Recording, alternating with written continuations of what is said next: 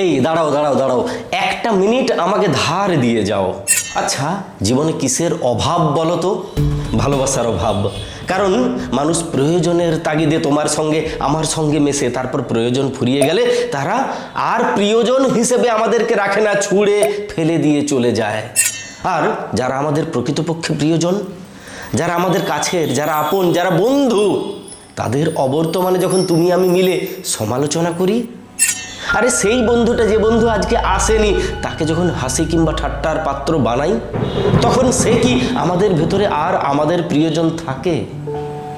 তাহলে যাকে প্রিয়জন বলছি, তাকে কি আমরা আমাদের অপ্রয়োজনীয় সময়ে হাসি ঠাট্টার পাত্র বানিয়ে দিচ্ছি? ওই মানুষটা আমার প্রিয়জন থাকবে?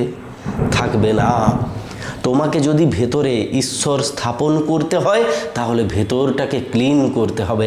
আজকের পরে তুমি আর প্রিয় মানুষের অপ্রয়োজনে সমালোচনা করবে না, তাকে নিয়ে হাসি ঠাট্টা তামাশা করবে না। যদি কিছু বলার থাকে, সর্বসমক্ষে ডেকে বোঝাবে। কি করতে পারবে না? যদি পেরে যাও না, তোমার জীবনে পরিবর্তন চলে আসবে, তোমার ভেতরটাতে ভগবান বাস করতে শুরু করবে। আজ পরিবর্তনের 20তম দিন। বলেছিলাম 30 দিনের ভেতরে তোমার ভেতরের ভাঙাচোরা মানুষটাকে জোড়া লাগিয়ে পারফেক্ট বানিয়ে দিয়ে যাব। কথা দিচ্ছি, পরিবর্তন আসতে বাধ্য। তুমি ফলো করতে পারোনি, কেন ফলো করনি? মনের মানুষ তোমাকে দেখে এটা বুঝে যাবে তুমি আমাকে ফলো করো, এই জন্য লজ্জা পাচ্ছ।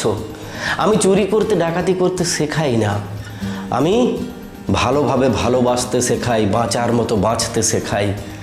আর যেমন তুমি ছিলে, সেই তুমিটার মতো করে হাসতে শেখাই।